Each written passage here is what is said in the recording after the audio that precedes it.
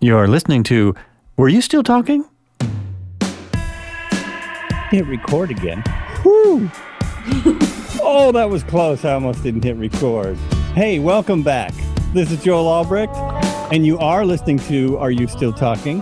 And with me today, I have Amy Lyle. I remembered her name, so that is good. And we are actually starting over because she's written a book called The Book of Failures, and we had a bit of a fail. It turns out that, after we did a whole podcast, and then she asked me about her sound, and is the sound really terrible? And as a nerd, I started telling her everything she could do for her sound, and she realized that she had a really nice microphone in her cupboard that she hadn't plugged in. So now there it is. Yeah. So now I'm so sorry. Is that one of your sponsors? You could use. Sponsored by Blue. No, it's not one of my sponsors. No, maybe you have to get a hold of them. So But it could be. But it could be. It could be. So Amy Lyle Yes. is an author. She is a comedian. She is a writer. I said author, writer, same thing. And she has her own show, which is called The Burbs. And it's produced locally. And it goes all over the world and has actually a pretty big following. And is about, largely it's about women. It's about women and About life women. in the burbs. Our motto is, we may be out of the city, but we're still in your business. That sounds like that's been the motto for the suburbs forever, right? That's I think right. that's a very old suburb. That's probably been Yeah. around since World War II. Well, that's fantastic. And how did that get started? I'm going to try and remember all the questions I asked on our first podcast. Okay. Yeah, how did that start? How did that start? So the podcast started, I was on a book tour for the Book of Failures, available anywhere you buy books. And I was so lucky to get picked up by a local television, WXIA in Atlanta, Channel 11, Atlanta and Company. And, you get your 3 minutes on their show. And they said, oh, do you want to stay for the last segment? It's like a round table, kind of like The View, but really nice ladies not talking about politics. But, it's usually women's ish parenting and stuff like that. And I said, sure. And I went on the show, and that was in May of 2017. And now I've been on the show almost every other Tuesday since 2017. They're just so nice to me. And they just kind of have a Rolodex that they need guests every single day. Wow, that's and so great. they roll me through there, and it's really fun. So from doing that, another local group, it's called UI Media, was like, hey, do you want to be a guest on our show? And then they started saying, hey, one of our co-hosts is out. Would you like to sub for them and start hosting and be a co-host? And then eventually that led to, they're like, would you want your own show? And I did want my own show until I tried to write and do my own show. And then I realized I was not David Letterman with a staff of 25, and I couldn't do it. And so I ended up getting a co-host, Gina Riles, and we've been having so much fun. So it's an hour-long talk show. Oh, it does go an hour. That's something I didn't ask you before. So that's Yeah. great. And you have guests that. Yeah, we have guests. We do a lot of creatives, authors, but we also have business people. A lot of the people that watch our show have like a side hustle, or they own their own business. And so sometimes we have, time management, or how to exploit social media to the fullest. Or That's funny. That was an interesting slip you almost did. I know. Exploit sexual, what? I think, Is that a new kind of social media? Is there something I don't know about? That when we were doing the show before the microphone, Joel and I were talking about this show, wanted me to host, and I didn't know until I showed up at 6:30 in the morning that they had a prostitute on the show, and we were actually discussing how I did not want to exploit somebody, in that field, and they'd been sex trafficked or as a prostitute or whatever. So I think that was still on my mind. That was it, yeah. That must be Exploit it. social media. That's what I meant. Oh, that is a hard one to say, actually. That's a really hard one to say. And Exploit social media. Yeah. before you started this show, you wrote 2 books. Yes. What is the full title of the first one? It's not just called Book of Failures. I wanted a title that when people read it, they said, that lady has probably had some problems. So it's called the Amy Vinegar Chemist Lyle Book of Failures. There it is. Here's the back. Just so you know, Joel, even my butt cheeks have been photoshopped. So, okay. So was that real, or was that, did you do that for the book? I mean, did you show up for the photo shoot and that actually happened, or did? No, it was based on a story. I mean, every woman has done that before, right? Where they tuck their skirt into their Spanx or whatever. And so we just reenacted it. Okay. The story. And then the second book is We're All a Mess, It's Okay. Here, I'm going to show you. And here, you know what, Joel? We'll talk about something else. See this alpaca? Mm-hmm. Oh, yeah. That is a real alpaca that I paid for from Atlanta Animal Casting. Oh, and wow. I thought of it like a couple days before doing the photo shoot, like what would be funny and interesting and weird to have on set. And at the same time on social media, there was this darling viral video about alpacas going into schools or senior citizen centers or hospital, almost like dogs, like golden retrievers, they lower your heart rate. Oh, yeah. Yeah. Yeah. Comfort animals. Comfort animals. That's right. Animals. Yeah. And so somebody on Facebook actually said, you should get an alpaca for your next book, for the cover of your book. And I was like, I will. And I'm in North Georgia, and you're not going to believe this, but there are llama, alpaca, stuff like that, farms north of me, like a couple hours. So I got on the phone and started trying to find a llama or an alpaca. And I'm not kidding you. The conversations were so funny around that. People were like, yeah, you can come up here. And actually their voice was kind of like, yeah, you can come up here and bring your friends and take some pictures with the llamas. And I was like, no, you have to bring the llama to the studio. Right. It's a photo shoot. And they're like, well, we don't have no trailer, or they'd say, we don't have no traveling llamas. I was like, oh my gosh. So at the last minute, somebody recommended Atlanta Casting, and they're like, we'll do that for $2,000. And I'm like, I'll give you $500. And they're like, okay. So that alpaca was on its way to South Georgia for like an Avengers movie. Like that llama was on its way to be in a movie, and it, stopped by the photo shoot for an hour prior. So that's why they gave you the deal. Well, we're taking it out anyway. We're putting it in the trailer anyway. And what about a lizard? Do you want a lizard? Was it? How about an iguana? Yeah, exactly. You need a tortoise? I don't know what kind of animals they had. No tigers. My guess is they have almost everything. Well, that's interesting. You mentioned that. The last person I had on the show worked with tigers, and he's a wonderful man. He uses big game and small game to help people with stress. It's a very unique program that he does, but I have seen the Tiger King, so it was, it was like, I gotta ask, and thankfully he hadn't seen the Tiger King, and we got over that subject very quickly. But it was kind of nice to have someone who's part of that industry, but understands that it, can be a terrible industry, and he's using really, these are rescued animals. They treat them as good as they possibly can. And they help people. So they're therapy animals basically. It's a whole foundation. But I digress. Nice. Yeah, it's really alpaca was not a therapy animal, Joel, and he was a kicker. Okay, did it spit? Actually, she was a lady. It was a lady alpaca. And then Becky Robinson, my neighbor, she's in PR.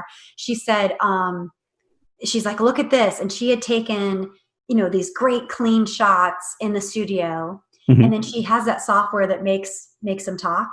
And so it was hilarious. So then I had my friend Chris Corso, who's a voiceover guy, and he sent me all these funny voices. It was like a British, very formal, alpaca. And then, it was hilarious. So he ended up doing kind of a South American accent where he called himself Santiago, and he was like, we're all a mess. It's okay. It's very, very, very funny. And he would, tell a story about, this book made my mother like me better. And then at the end of all the videos, he would say, I love you. I love you so much. So Are these videos up somewhere? Are they on Facebook? Yeah, you can go. I think a Yeah, that's great. couple are, of course, are on, if you go through social media, I post them on there once in a while, but they were really funny. And it was a way, you're in this business too. So it was a way to bring attention to the book without saying like, buy my book, buy my book. It was just like a funny way to kind of keep it in front of people. Oh, yeah. And, yeah. It really worked. I, to this day, still get like alpaca socks, glasses, pajamas, pencils. Like people send me paintings of alpacas because they think I love alpacas, which I do, but like that's not why I had it on the cover. So I thought that was kind of a funny story. That's a hilarious story. It's interesting because I live in alpaca country. I mean, it's not naturally that way, but Oregon used to be, I'll say the I-5 corridor. Certain segment of Oregon used to be a lot of hippies. I don't know if you've ever heard that about Oregon, but it was there's kind of a lot of hippies around here. So the same thing happened to there's still a lot of hippies, but same thing happened to most hippies in Oregon has happened to all of them. They turned into yuppies. Well, yuppies want to have farms and they want to have nice little animals, and they thought getting an alpaca or a llama, they're such cute little animals, and that's a really good way to make some money. Maybe we could sustain ourselves with this. And, it's like the 1 out of 10 of them probably worked. Most of them have about 10 alpacas or llamas, and they like them, but I love all the animal, like, you could have an alpaca. A girlfriend's daughter recently got married, and they had llamas or alpacas at the wedding. Oh, and yeah. Just add an element. And then Uh-huh. down the street from me in Milton, Georgia, there's a woman. It's an impeccably beautiful farm. And she has goat yoga. Oh, she does? Oh my gosh. It was magical. You would not believe that. Are like, I'm sure you have it all over the place in Portland, but there's a few places here. It was so fun. And she didn't have any baby goats at the time. It was just grown up goats, but they were so inquisitive and they come around. It was, I don't know, it was something, I don't know how, I'm terrible at yoga anyway. So it just kind of made it fun. And we had mimosas, and it was like a launch celebration. So I love all the stuff with animals. I love animals. It's sweet. Goat yoga is just so bizarre. And it actually started right up the road from me. I believe it. This lady started it, and I think a video got out of her doing it.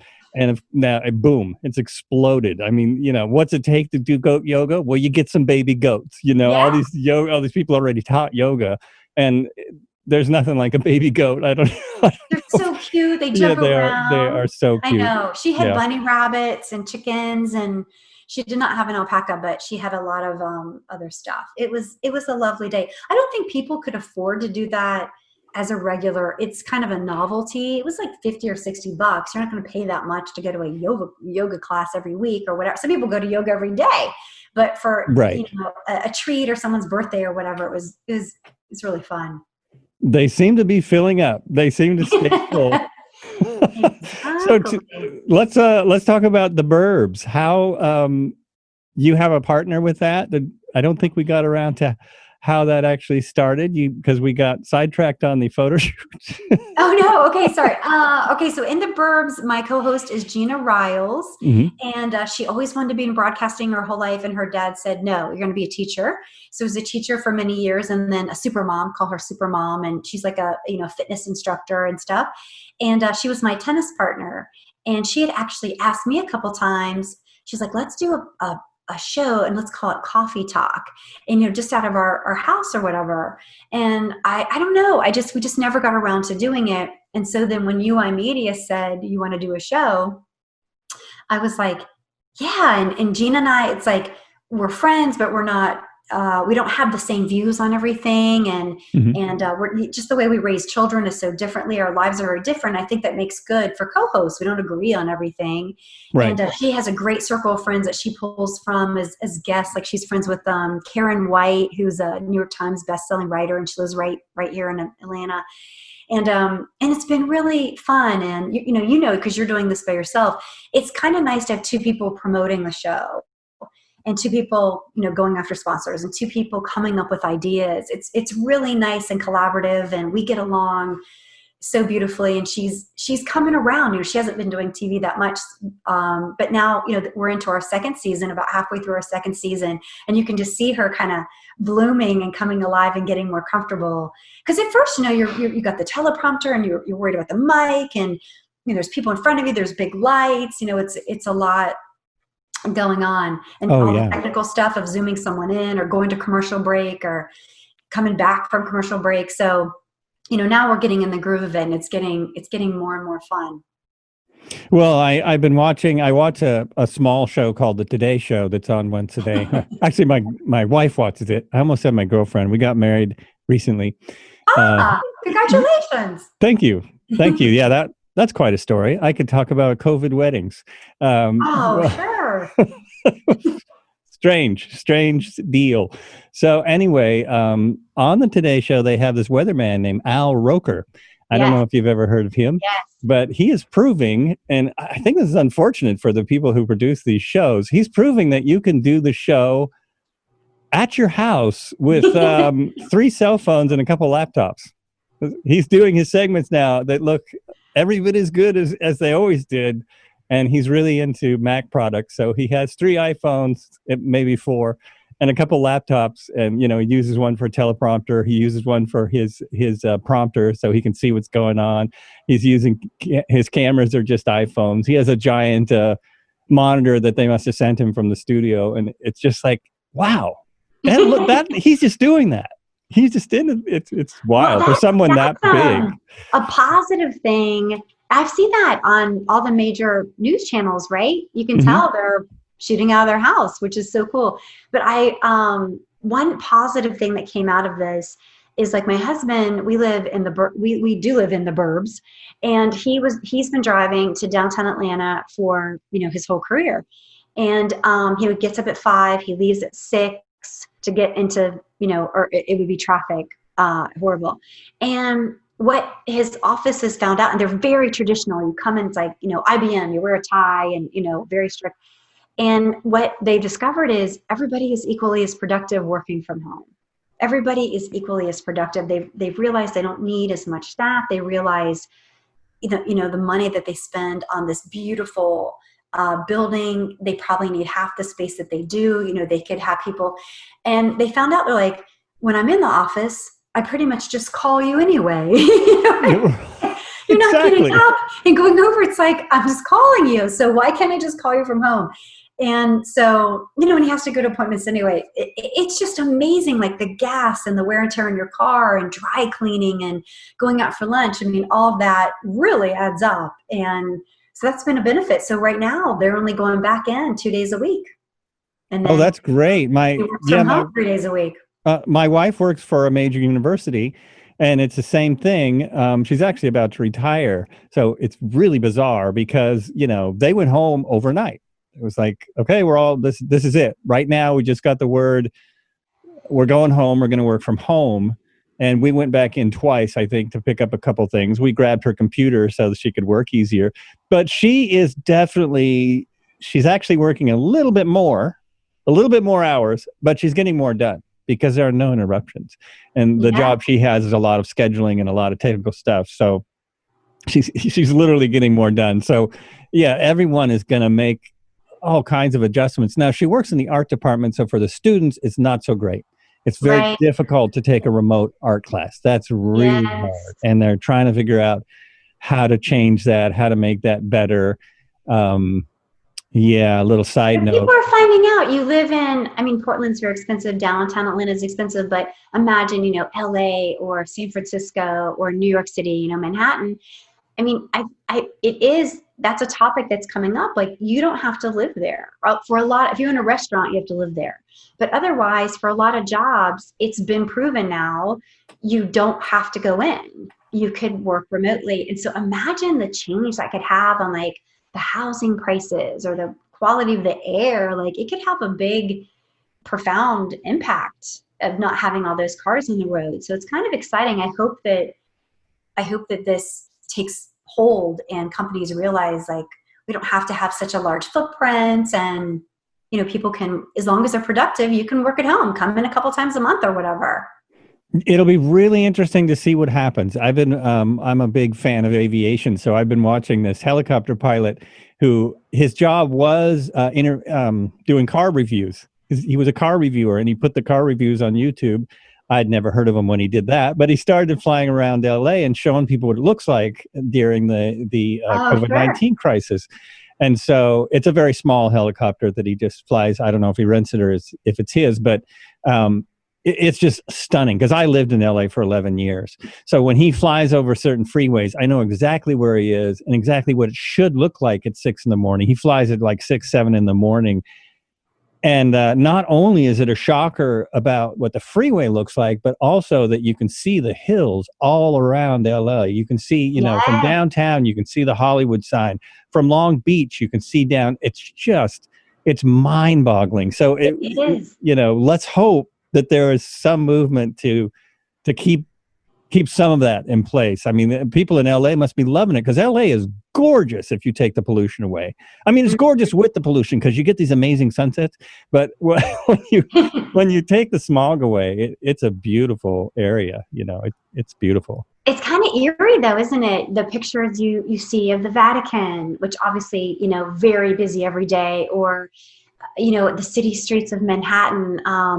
I was able to be introduced to Eddie Brill. Eddie Brill is a famous comedian. He used to open for Letterman for 17 years. So he posts these beautiful pictures on Instagram all the time. And it's just so serene. And he's in Brooklyn or wherever. Yeah. And it's like you've never seen places desolate before. And it's kind of eerie and kind of beautiful. And of course I want it to, you know, people need the tourism business and I want to go visit places. But you're right. It is. If we could take away some of that, it would be really good for the environment, which would be great. Yeah, it would be something, and it definitely is eerie. And we try and go for a walk every day in my neighborhood, which I'm actually in Eugene, not Portland, so it's a smaller town, but it's busy. There's a lot of people driving around normally. So we've been walking for a couple months now, and it's been, I mean, you don't even have to look for cars. There are a few people driving, but you don't think about it. So the last week or two that we've been reopening, which personally I think is a little nuts, but and it's already proving in the numbers that, okay, reopen. It's not going to be good. Anyhow, it's weird that we can't close forever, Joel. We can't. It's true. Forever. I mean, it's ruining small businesses. Yeah. Some of them will never come back. Even major department stores will never come back. And so I don't know what we should do. Absolutely protect people that are at risk with that. But it's just like we can't just close the country forever.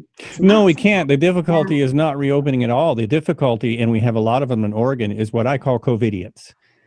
People who don't understand that it's not political to wear a mask and to protect other people. That should not be political. But then meanwhile in Atlanta, I see people wearing masks when they're in the car by themselves. I'm like, who are you protecting yourself from? Well, you see that here too, but it's because we have really bad allergies. We have we have grass allergies, so a lot of people wore masks anyway. But I didn't think about that. We have bad allergies here. Now I just assume. I was like, "What are you doing? You're in the car by yourself." It could be that. It's possible. And my wife works at a university where there's a lot of Asian students. They would wear masks when they got the flu. They've always worn masks. It's part of the culture. If they got sick, they would wear a mask so they wouldn't make other people sick, which is really interesting. But there's this movement to resist that, like it's somehow, crazy. So back to your part of the world. Say, like the founder of Peach is a clothing line, Janet Krause, said masks are going to become like mittens and gloves. Right. Because now we've grown accustomed to it. So now maybe during the flu season, maybe that curve will go down faster because people are like, wait a minute, it's flu season. Oh, okay. I'm going to protect myself from that. Maybe. I don't know. Maybe. Well, I would hope. Hope that, I mean, that's how it should be now. And like I say, the only reason that the numbers are spiking is because people, I mean, even when I watch protests in cities all over the country and all over the world, because this isn't just us, this is the entire world. You see a lot of people who don't think they need to protect themselves or others. You're really protecting others. You're not protecting yourself. You're trying to protect others. And I've seen a lot of it. And I don't know. It's bizarre. It's a bizarre It's thing. bizarre. I mean, we could, we have a friend that lived in Hong Kong, and also have acquaintances, friends of friends who live in ancient Asian countries who did not close. They never close down because people will wear a mask. It's a different Really? Oh yeah, it's a different culture. So in Hong Kong, if you wanted a coffee, you wear a mask. If you want to go out and get something to eat, you wear a mask. Otherwise, you don't go out and you don't get anything to eat. Like, period. The Wow. end. And here, people are looking at it like it's, somehow disrupting their freedom, which is, I don't know, it's just bizarre. But that's how we could have never closed if people understood that there's ways to protect each other and there's ways to keep the spread besides social distancing. This country closed down, and a lot of countries, because, well, first, we didn't have masks. Honestly, America didn't have enough masks, even for medical personnel. So we certainly didn't have enough for all of us. We're just now getting to a point where we probably have close to enough for anyone who wants to go out, but it's still, it could be fairly safe, comparatively safe, if everyone wore a mask. There's my rant from a podcaster, not a doctor, not a doctor. My daughter and I got the opportunity to go to Beijing a couple of years ago, and my friend lives over there with her husband. They're expats, and she's like, any airfare that you get for under $1,000 is good. Grab the ticket if it's under $1,000. So I kept playing with the airfare. I was like, oh. And then I realized that I had booked myself and my daughter for 18 days in China with Kristen, which my friend Kristen's probably like, no, that's too long. But anyway, so I got to see a lot of China. What was interesting when you came into China is this was a couple of years ago, they take your temperature. And I didn't know that, but I wondered on the airplane, people were taking aspirin or Tylenol on the plane. I was kind of like, that's kind of weird. Well, it's because if you have temperature, they won't let you in the country. And then you're right. Anywhere we went, this was 3 years ago, a lot of people had masks just because it's very smoggy there. Even on the Great Wall of China, when you're walking, it's hot. Beijing's a desert. It's very hot. And people had masks on. It's been thought to be kind of a cultural thing from Asia. They were kind of ahead of the curve, I guess, on the masks. Well, they had a much worse case of bird flu than we did, and they've had some other outbreaks that we missed, and I don't know how we missed, but maybe because they controlled them. But I didn't know they did that 3 years ago. Yeah. Do you know why they were taking temperatures? They don't want you coming in the country if you're ill. Wow, that's amazing. Yeah, I didn't know. I was like, Kristen's like, well, take your temperature. And my daughter, she's like 5'9" and long blonde hair. And we would go to the Summer Palace, all these Chinese beautiful, beautiful historically significant sites. And I was taking pictures of the people it looked like paparazzi, because a lot of people have never seen a blonde person in their entire life. They come from a little village in China, and they're, it's summer break, and they're going to that's their vacation. They're going to the Summer Palace or whatever. And so it's so funny. I have pictures of, 20 people taking her picture. Oh, wow. That's she's crazy. like, I love it here. And it would be, some people would ask, they'd say, photograph. And other moms would like shove their kids with her and then take a picture. Oh, wow. So she got to feel like a celebrity. She loved it. It was crazy. We had such a great time. Such a great experience. My friend Kristen, she speaks Mandarin. Her kids speak Mandarin. So it was much easier to get around. Of course, they have like a driver. And if you live there, it's customary that you hire a driver and a housekeeper and a nanny and a gardener. And, wow. The expats do a great job of employing a lot of people. And, most Americans treat people very, very well. And it's a good partnership that they have with them. She recently should have moved to London due to COVID, which she's not complaining about. Oh, she's okay with that. Yes. But she had to move to London? How did that come? I mean, how did that work? Well, they moved her. You know what? I don't know the answer to that, but I know she's not moving. I know originally it was because of the virus. She moved. And then now it's worked out where she's going to stay there. But they'd already been in China for like 7 or 8 years. And so Right. they were ready to move. They loved it, but they love that. They like to live in international places. They lived in Thailand. I mean, they've lived, all over the place. So exciting for them. Yeah. Now I can go see very. her in London for 18 days. Nice. I'm just kidding. Nice. I haven't booked that yet, but You I haven't. will. We talked What about else? We haven't talked about dogs. We haven't talked about dogs. Oh my gosh. You have a dog. And what's Since, it called again? What kind of dog? Oh, well, this dog, we had a dog named Leslie, Okay. and she was an Australian Kelpie. And we saw your dog on Instagram. I believe it was Instagram chewing ice. And we thought, wow, that face, we know that face. But so what? We just thought he's a rescue. We thought he was like a shepherd lab, but it sounds like he could be some fancy dog. Well, Australian Kelpies aren't I mean, they're not known very well in the U.S., but it's funny because we saw our dog also was a stray and was given to us when she was probably a year old. She was the sweetest dog in the world. We always thought she was the best dog in the world.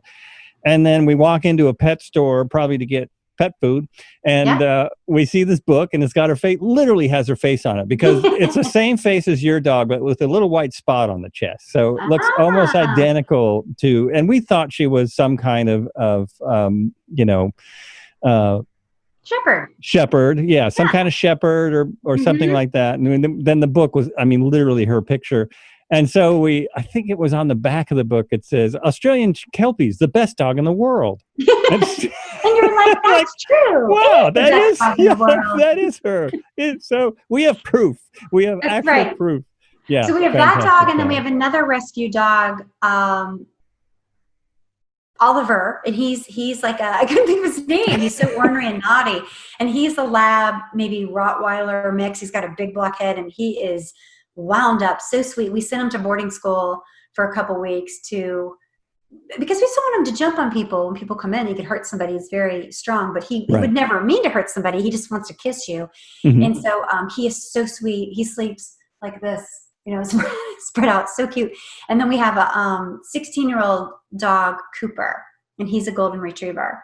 And that's pretty old, 16 years old for a golden retriever. Yeah. So he can't walk as far as he can, but we took him to the lake theater the other day, and we put a life jacket on him. He swam. He has had, our dogs have nice lives. I treat them, they don't sass me, so I'm nicer to them than the children. They eat anything, you cook. Yeah, dogs are. Jump in the car without asking any questions. They're the best. They're the best. They are the unconditional love that a lot of us aspire to. And yes, it is. I don't know how people treat dogs bad. Some people do. I don't know how they do it. I don't understand. Understand it. Yeah. I don't either. One of my girlfriends in my county, Amy Comstock is her name. She, oh my gosh, has such a passion for dogs and does a lot of work in our community. And they have this big, it's called the Bark and Boogie Ball. They do this big ball in the neighborhood and to raise money. And there's a restaurant in our neighborhood, Cherry Street, and they do a huge event every year, and all the profits from their restaurant and bar from all day goes to the Humane Society, and the Humane Society, brings the dogs that haven't been adopted, and every year all of them get adopted, and it's just nice. I feel like I live in a very dog friendly area. People love dogs, and So have you seen? I know in our area, and I think in a lot of big cities, I know it's happened in Hawaii, the Humane Societies have emptied out. Have you heard about that? Yes, and they have pictures of it, and it's really amazing. And I hope that people, can work. I just hate it if they go back to work and then their puppies are at home for 9-10 hours a day. Yeah, that's a little scary. It is. Yeah, we hope they continue. Maybe they can get a dog walker or something. Something. Yeah. I mean, it's so awesome that the shelters have emptied out, but and also it seems like people are going back to work slowly. Some people are not going back to work ever. So hopefully they will continue to take care of the dogs, or they'll have their kids do it. Yes, I hope so. So. Yes, I love dogs. Yeah. We love dogs. And so does Ricky Gervais. So they must be good. And so does who? Ricky Gervais. Oh, Ricky Never Gervais. heard of him? Yes, He's a loves comedian. dogs. Oh, you Yes, didn't know he's that? funny. No, I didn't know he was a dog lover. He's a huge advocate for animal cruelty. Yeah. Oh, good. It's a big part of his personality. Yeah. He's always speaking out against animal cruelty. Good. Yeah. As everybody should. As everyone should. All kinds of cruelty. Any kind of cruelty. Any kind of cruelty. Out. It's true. Yes. Yeah. Stop the cruelty. Stop the cruelty. Stop the cruelty. It makes me sad though, because usually the cruelty comes from somebody was very cruel to them. You know? That's true. Sad. Yeah. Yeah, I think that's true no matter who it is. Yeah. Mm-hmm. Yeah, it's very... It's break hard the cycle, Joel. Break the cycle. It's hard. It's hard. Yeah. This helps, locking everyone in their house. Doesn't, you know what? No, it doesn't. On a serious note, it actually does not. If you have a family. Exactly. That's actually a very serious situation. I've heard that there's been a spike in abuse. Domestic abuse. Yeah. Which that's awful. The minute I heard that, I was like, oh, that makes sense. The last thing you want to do is lock an abuser in with someone they're abusing. Children. Yeah. There may be an uptick in murders. You know what I mean? Where if you were living with an abuser and they left every day to go to work and now you're with them every day, you may get to the point where you just hopefully leave forever, or you end up having to fight back in a very dramatic way because you can't, live with that. So that's so sad. So sad. I hope people seek out. There are normally in most communities places you can go to protect yourself and your children. So I hope people do that. Yeah, I hope they do. That's not funny at all. We're supposed to be talking about funny things, and that's not funny. We got off book. That's right. We got off book. Back to comedy. So do you have plans for another book? First of all, actually, something I forgot to ask you in the failed podcast. I mean, the first podcast is which will be released as soon as Amy gets extremely famous. Any minute. Right. We talked a little bit about your books, but I wondered, what's it like? I've never written a book. I actually started a podcast because writing is not my thing. Like a lot of people they write these big long posts on social media and they start a blog and they do I started a blog and I realized writing is just not as fun. I can sit and talk for hours. So what is your process? How long did it take you to write the first book? And it probably took from the day I started writing it until it was published a year, but that included, content editing and the design of it and proofreading and all that stuff.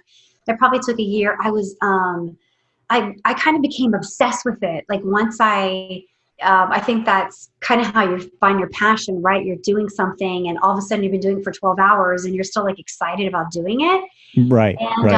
And so I haven't always been a writer. I used to be a corporate trainer and I had to do a lot of writing, sales scenarios and manuals and stuff like that.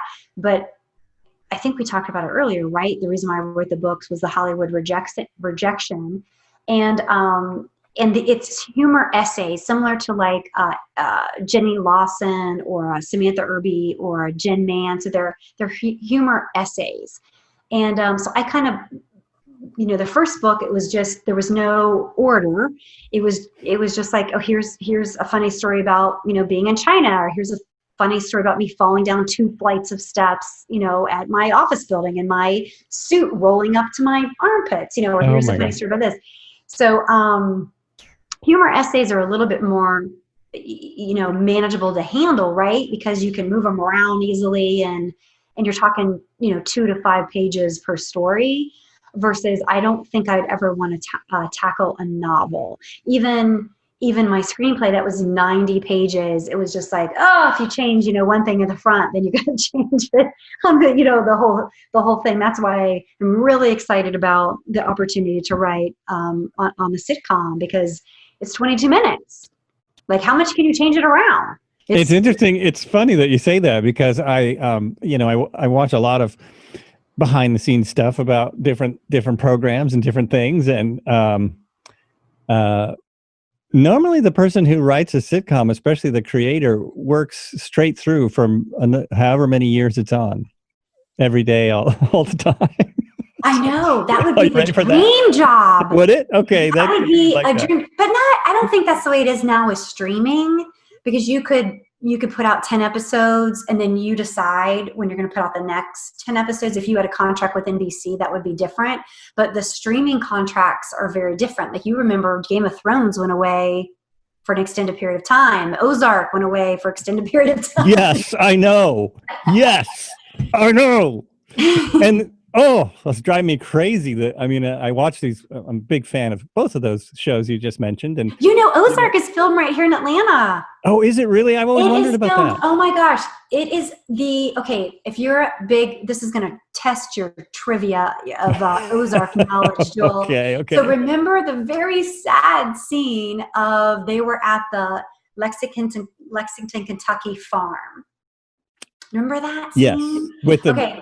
Yes. With the horse.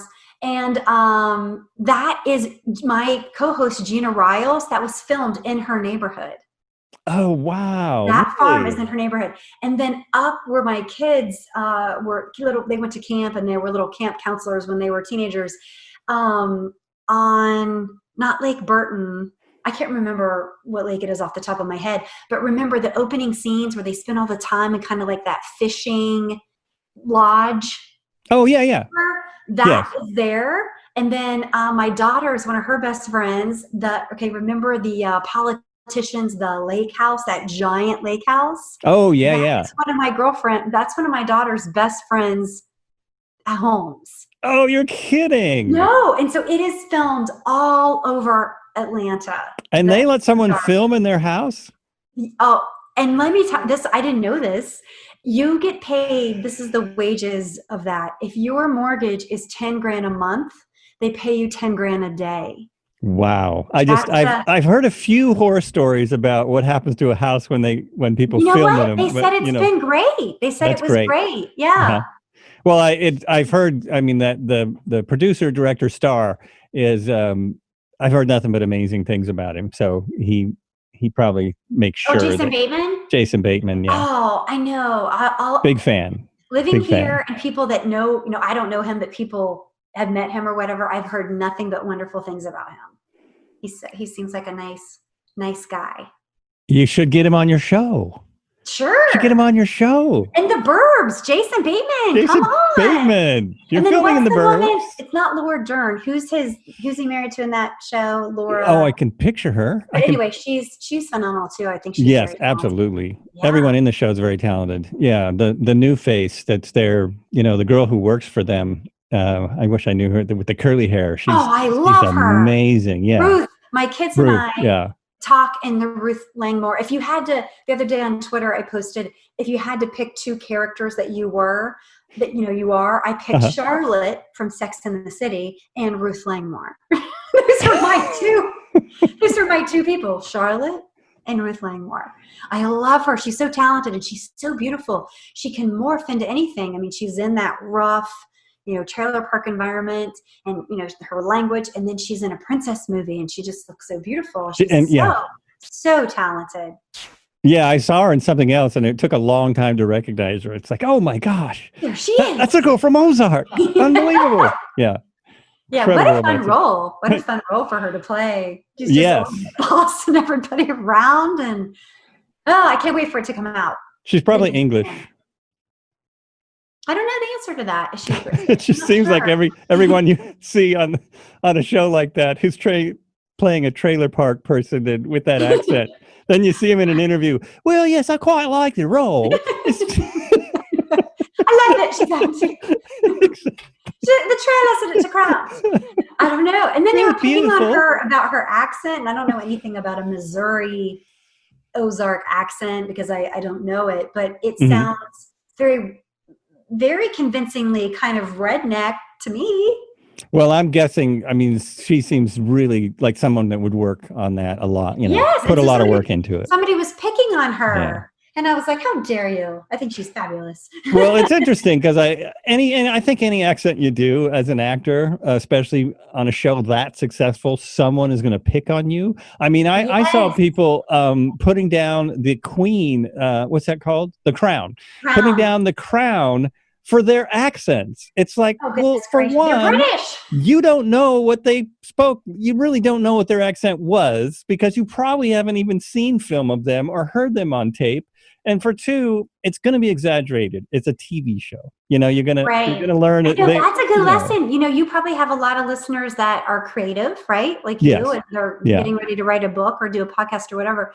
And that's something that you and I can both share. A words of wisdom is no matter what you do, somebody's going to criticize it. And I was so hurt, you know, because when I wrote the Book of Failures, my intention was, of course, to say, look at all these failures that I've had, and I'm able to see the funny in the failures now. I believe, like Joan Rivers, you know, tragedy plus 1 week equals comedy.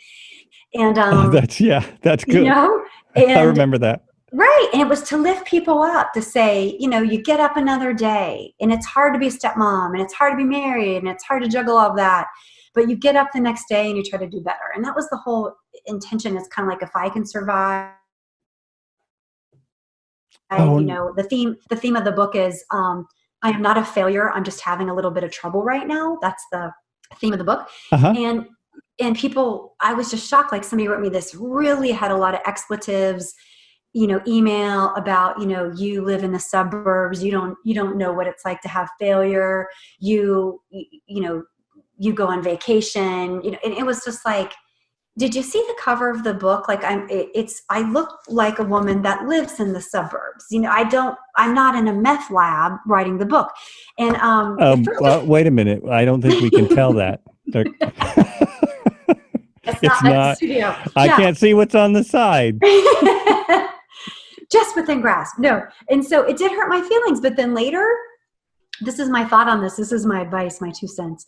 I don't know much about anything, but I'm going to give advice on what I've learned is, you know what? I don't like every actor, and I don't like every book, and I don't like every song. Now I'm a type of person that if I love it, I'm going to, you know, tout about it. But if I don't love it, I'm probably not going to say anything at all. But I'm kind of like, that's their opinion. And maybe I caught them at a bad day, and all I can do is reply is, hey, my book the intention is to lift women up. And if it didn't work for you, return the book. And I'm sorry. You know, like, that's all you can do. You cannot please everyone. And as my friend Carla said, that woman, she kept trying to engage with me. And she's like, you know, there's this funny saying. It was like, go after me once, something. And it's like, go after me twice. You're a fan, bitch. It's like, that's true. If you don't like me, but you're sending me this email of like, and then in the 6th chapter, and then in the chapters 57, and then in chapter 75, I'm like, oh my gosh, wow. If you hate this book so much, why do you keep reading it? Just return it to Amazon. So, or Barnes & Noble or Walmart or wherever you got it. So anyway, that's my 2 cents is if you're doing something creative, you're going to ruffle feathers, even if your intentions are super good and honorable. You're just going to catch somebody in a bad day. And all you can do really is wish them well and be like, gosh, I hate it that person is in such a bad state of mind that they interpreted my intentions. I think that's really good advice. I mean, there's a couple things about that story that I love. Well, for one, if someone is commenting that much on something you did, it means you're successful. I mean, it means a lot of people are watching it because not that many people comment. Another thing that we're seeing in that a podcast, I watched a podcast. I don't know if you've heard of it, the Joe Rogan Show. that it's a little podcast, and it inspired me to do a podcast. Him and Kevin. I forget the name now, a director talking about how easy it is to do a podcast. So one thing that he says over and over again, and that is very true about being in the spotlight, which I'm not that I'm in the spotlight, but as someone like you who is in the spotlight and whose show is growing and growing and growing, one of the best things you can do is ignore the comments. That's something that you really got to work on. You're doing good work. It's not about what every single person comments about. The vast majority of comments on social media are negative. I mean, it's just how it is. I don't know why it is that way. I would love to start a movement to just have positive, get more positive things on social media. Yeah. Like right now, there's a positive social change going on. It's all over social media. But you're still going to get a lot of negative pushback. You're going to get a ton of negative pushback. And the interesting thing is that a lot of the people putting out positive work are blaming social media for all these different things, when in fact, without social media, this movement wouldn't be happening. I don't think it would be as big as it is now. But that's the key anyway, to when you're doing creative things. Ignore the comments. You got to do the best you can. And if somebody has something creative to say, I'll say, oh gosh, you're right.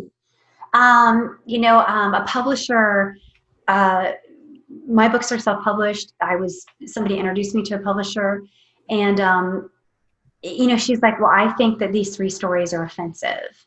And I said, you know what? I had 2 content editors, and the truth is, these people told me these stories that they were almost murdered on a date, or they almost, this happened on vacation. And you know what? You're right. It was tragic and dangerous, they thought, when it was happening. But 10 years later, it's not. 10 years later, they can talk about the funny part of that date and how weird the person was, and this, and, and whatever. Or, all the things that life that happen. I mean, I do not like censorship. I don't want somebody to be racist. Or I remember one time I was at a comedy club, and literally the guy only told jokes about raping women and fitting them. He buys cars based on how big the trunk is because he can fit them in there. And I was like, okay, I'm offended by that. I guess there's a market for that somewhere, but I'm not going to pay to go see him in a club. But I don't like censorship in comedy or anything. But you put the best thing. If you hurt someone's feelings, you tell them you're sorry. But if your intentions are honorable, you got to move on. Say sorry, and I'm going to move on. That's all you can do. Yeah, absolutely. Mm-hmm. And yeah. I'm not taking the stories out. I'm right. I'm okay. Well, then I'm not for you. And that's fine. I mean, it would have been great to have representation. But someone is going to be offended by everything. It doesn't matter what you do. And, I really want to reiterate, if someone's offended by it, it means you're getting it out there. It means a lot of people are seeing it. If no one's offended by it, it's because no one's seeing it. So yeah, and that's true. You say that. What's shocking to me is you see like a YouTube video or something, and it has 1 million views. And normally, statistically, you would probably know this more than I do, but statistically, it seems about 1% take the time to even push the like button, like 1%. And so when you write a book, I mean, I've sold thousands of books and have, 250 reviews or whatever. So for 250, I've only gotten 250 reviews and have sold, thousands and thousands of books. And so very few people, so it's like a restaurant review. People either love it or they hate it. And so most of them are like 5-star, 1-star. Right. Yeah. And a lot of people that write reviews and a lot of people that write comments, it seems to be more on YouTube than anywhere, but a lot of people want to put something down. So they write a review to put it down. So it's tough, because when I go to buy a product, or when I go to look at, is this restaurant any good? And I see the star rating, I have to go, I really need to read this stuff. What does it really say? And it turns out that, this USB drive is terrible because it didn't get here on time. And I'm like, what? To do with the product. Oh, so I got a review once, and they're like, I don't like this book. Okay, my book is humor essays. It's short stories about everything. Humor essays. Someone's like, I don't like this book. I can't follow the storyline, and there's no character development. I'm like, it's not a novel. It's not a novel. And then you're right. Somebody else had, the books didn't come in time. The books didn't come in time. The writer should take care of that. The writer should take care of that. Review because the books didn't come in time. I'm like, I am not in charge of the shipping. Or Amazon makes a mistake, with something, the way the prints or whatever, it's a mistake. And it's like, just return it to Amazon.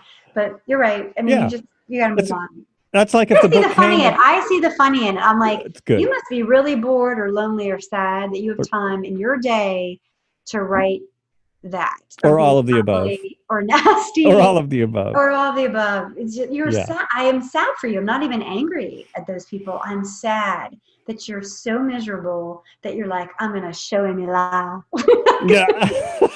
This little writer in Atlanta. that is self-published. I'm gonna put her. I'm gonna show her. Like, that's just it. Clickety, clickety, clickety, click. I got you. Clickety, clickety, click. Yeah. It's oh well.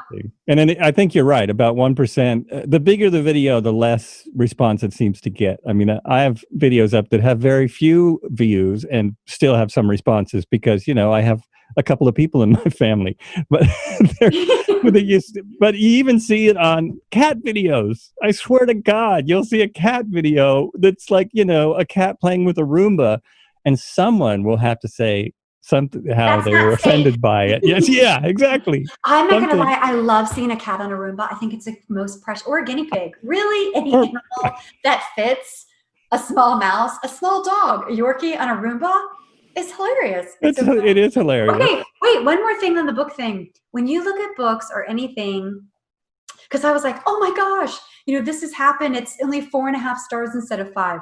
I go to my favorite writers. And then J.K. Rowling, you go to Harry Potter, you go to Tolstoy, War and Peace, 4 stars. Yeah. Yep. I mean, yeah, it's true. Great works of literature. If you go on Amazon, none of them have 5 stars. None of them have 5 stars. If you're going to sell thousands and thousands, or in their case, millions and millions of books, you're just going to aggravate a certain population. And so you gotta just please, people, keep that in mind when you see a book and it doesn't have 5 stars. Read the positive ratings and take a look at the negative ratings, but normally it's just read the book. I think you can read 20% of books. You can read a lot. Free. Yes, you can read a lot of it. Through them, a lot of them, before you even have to buy them. So go and read the first couple chapters, and if you love it, buy it. And if you don't love it, return it. Yeah, there you go. That's why they have the return policy. That's why they have the return policy at Amazon. You can return anything. You can return it. Yes. Yeah, it is just, it's absolutely nuts. And how to get a 5. Sometimes, on Kindle, if you're an author and you give Kindle, Amazon's ebook arm, exclusive rights, there's a benefit to that because you get paid on the page reads. You get paid on the page reads if you give them exclusive rights. If you don't give them exclusive rights, then you don't. But I gave Amazon, you can buy my paperback book anywhere, Walmart or barnesandnoble.com or whatever, but the ebook you have to buy on Amazon. And I think what happens is you can buy for $9.99 or something unlimited ebooks, right? And so I think sometimes people, if you have to buy a book, actually buy it. I think you're more discerning and before you really look into it. But if the books are free and it comes up, you may just start reading it. And so I think sometimes some reviews come up with like, that isn't my target audience anyway. Do you know what I mean? Like, men seem to get really angry at me with I don't know why, but it's not. It wasn't really made for them, It was really, my book is really for women and lifting up women and whatever. But I don't know. And it's really that's really sad because there are no books out there for men. There's none. There's none. I think they get mad. It's like they see Book of Failures and they're like, "You're not even a real failure," and it's like. That's the point. It's like I fail in so many things and things are really, really hard for me. And Murphy's Law follows me around. I'm dyslexic. I have ADD. I fall down a lot. But yet I'm here and I'm, trying to pursue my dreams and trying to do a little bit every day and enjoy it. And so that's the message of it. Like, you can live your dreams too. And there's going to be a lot of obstacles that you have to overcome. And I think sometimes people see like these YouTubers or Instagram stars and they're like, I'm going to be an Instagram star. And, maybe they are 13 and something that they have is magical and it took off and they're a millionaire. But that's 1 in 10 million. That's 10 billion people. A billion YouTube videos a day. I want to put this out there for anyone who wants to be a YouTube star. I actually took the time, because I'm a YouTuber, they send me a newsletter once in a while. Sure. So they did an interview with the biggest YouTuber on the YouTube. He's literally, he's got the most subscribers. He's massive. His stuff doesn't appeal to me whatsoever. Some of it does, but most of it is just, maybe his name's Cutie Pie or something. I think that's it. But the thing is, the greatest thing about that interview was this kid started at 13 years old, and he realized, I really want to do this. And so he worked on it. And then he realized, people aren't really watching my videos, so I should probably do something more interesting. Yes. And he worked on it. And then he went, well, people are kind of watching my videos now, but they look terrible. So I should work on that. Yes. Yeah. Then he started making a few dollars. By the time he was 15 or 16, he started getting paid for it. And he went, well, I'm just going to put that right back in my production, and I'm going to make better videos. So, it's a really good lesson to this guy got so big because he tried really hard. And he worked for hours and hours a day. Yeah. With the support of his parents. The work. You got to put in some work. It's not, I don't think there's anybody that just did that accidentally. There's people that get 1 million views because they put a great cat video up. That happens. This guy gets, love a 50. cat video. I don't have a cat, but I love a cat video. Dog video then. Yes, my girlfriend, her name's Lisa Odie. She has it's the most beautiful Instagram you've ever seen. It's baked goods. So it's beautiful cakes and macaroons, and it's beautiful. And she combined all her talent. This is so funny. Back in the day when she graduated from Florida State, she got a job with The Inquirer, actually putting, the magazine. She was a graphic designer. So the headline and, how the magazine looked. So she's got a beautiful... No. I know. Can you imagine? I can't imagine putting that on your resume. I know. Well, she's a graphic designer. So she did that. Then this is a great story. You should interview Lisa. Then she was a steward on a yacht. And she had it wasn't Jeff Bezos, but it was somebody of that, like a Silicon Valley type guy, tipped all the staff out thousands of dollars. And so she was able to go to cake school. That's what she wanted to do. So she did a professional cake business. Then she fell in love with photography. So that design and the baking and the photography is perfect for Instagram. Right. And so I think she has 250,000 followers. Wow. And she built that in about 3 years. She was posting, it was 7 times a day. And even if you're regramming, a lot of it is a regram, right? Because yeah, a lot of it's regramming because it's hey, I'm going to regram this beautiful cake that has 1 million followers. I'm going to tag them and maybe they'll reciprocate, and they do. And it is an immense of work. And now she does get I think the rule is kind of for every 100,000 followers, you get $1,000. So, an advertiser would have to pay her $2,500 to advertise, honey or a baking product, or I don't know. Those are kind of the rules. And so she is making some money with that. But if anyone thinks she just snaps a picture of a cake and puts it on there, they are wrong. It is lighting and people don't realize that. Yeah, people don't realize the work that just goes into posts several times a day. There's a guy that I follow that's about, well, he's a trainer guy, and now I'm spacing out on his name, but anyway, he has he's sold millions of books, and he's got a massive following on all social media, and he one of the things he talks about is posting 3 times a day on 3 different social media things. That is a ton of work. And then once a week he does a video. His videos are 10 minutes to a half hour, and they're self-help type videos. But that's a lot of work. And he started doing that on his own with absolutely no support whatsoever, just doing it. Because to me, I'm not ready to post every day 3 times a day and make it valuable. I have 9 followers on Instagram. Yeah. I'm exhausted. And I bought Hootsuite. I don't know if it's one. Hootsuite is a tool that you can post across all platforms. So you can hit the button. I want to post this to LinkedIn, Instagram, Twitter, Facebook, my other Facebook page. You can do it all at once. Oh, okay. Nice. But then you'll get slapped on the hand by social media people saying, we don't post the same thing on Twitter as you do Instagram. And I was I can't take it. It's so weird. I just need to win the lottery and hire somebody to do it. It's really bizarre. See, I'm actually semi-retired. I lost my job almost 8 months ago now, and it turned out we don't actually need that job.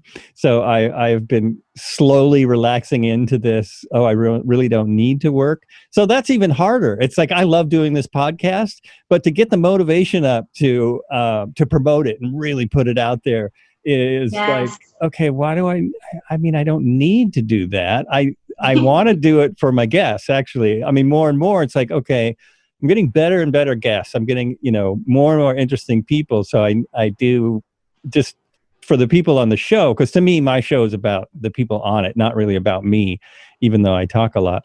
It's about the other people. I don't have as much to say. So I'm now starting to find ways to make it bigger, and it's a struggle. It's a struggle. It takes a lot of work. It does take a lot of work. All right, Joel, it's our second talk. What do you think? It is our second talk, and we should we should probably go have some coffee or something. I'm going to have some dinner. I really my husband's cooking. Now it's funny because when you first got on, I said, "How much time do you have?" And you said, "Well, I don't want to do 3 hours," and we've probably done 2 because we've done 2 By podcasts. accident, because my microphone snafu. My microphone failure. I'm so sorry. Slight snafu. I still thought the second podcast was every bit as good as the first. It was a lot of fun. Even better. Even better. So you've been listening to, were you still talking? No, I am done talking. This is Joel Albrecht, and I have been with Amy Lyle. And come back soon. I have many more amazing guests. And what else? I don't know what else. I'm working on my wrap-up still. Oh, here it is. Be good to each other. I love that. Be good to each other.